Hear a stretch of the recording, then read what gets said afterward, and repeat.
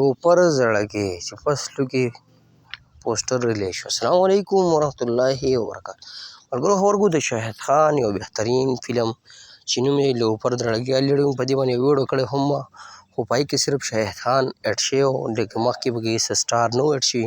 اوس د دې بل یو لوک اډ یعنې ریلیز شو په کوم پوسټر چې و پای کې کم نور کسان چې کوم اډ شوي په خولې هم اپډیټ درکوو.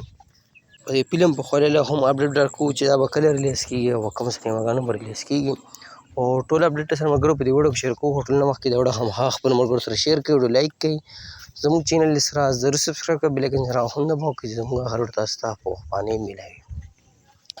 ملګرو د پښتو یو نوی او بهترین فلم چې نوم یې لوپر زړګي، موږ پرې مخکې یو ویډیو کړی و هفتې نیمه مخکې.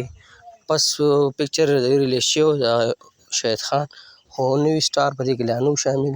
نو اوس دا بل پوسټر ریلیز شو، په دې کې مشترکه شامل تاسو ته سکرین باندې ښکاره هم چې شاهد خان دی، نیک خان دی، محمد حسین، سواتي، عمران خټک او داسې نور هم بهترین سټار په دې سکرین باندې ښکاره چې دا پکې شامل دي.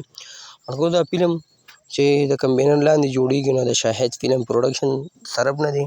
نو دا فلم به ریلیز کېږي کله، نو 14 اګست لپاره به دا فلم ریلیز کېږي، یعنې سټارټ به پرې اخیستل کېږي. اوس په شوټینګ ریکارډنګ به د دې سټارټ وي، خو فلم لا نوی دی. کمپلیټ اپډیټ دی چې راځي موږ تاسو ته ټایم په ټایم اپډیټ درکوو. او دغه فلم به په کومو سینماګانو لګي یا په شاهد فلم پروډکشن په دې چینل باندې ریلیز کېږي، نو د دې لا کنفرم معلومات نشته، ځکه چې دا فلم کنفرم شوی لا نه دی. چې کله کمپلیټ شو دغه شو د دې کنفرم ډیټ موږ ته راغی، نو هغه اپډیټ موږ بیا تاسو سره په ټایم باندې درکوو. اوس دغه پوسټر ریلیز شوی، تاسو سره اپډیټ شیر کوو. مخکې چې هم د دې څه اپډیټ راځي په ټایم باندې اپډیټ درکوو. نو دغه د پښتو یو بهترین فلم دی چې نوم یې لوپر زړګي او ډېر ژر به ریلیز شي، خو 14 اګست په ورځ باندې به ریلیز کېږي یا به په سینما ریلیز کېږي.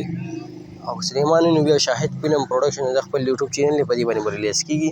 هغه چې مخکې کوم اپډیټ راتلو په ټایم باندې اپډیټ درکوو. اوس څه ناڅه اپډیټ تاسو سره مو شریکه کړه. نو که ویډیو مو خوښي هماغه خپلو ملګرو سره شیر کړئ، لایک کړئ. موږ نه راکړه ملګرو اجازت پر روانه ویډیو کې ملاویږو. د الله په امان. السلام.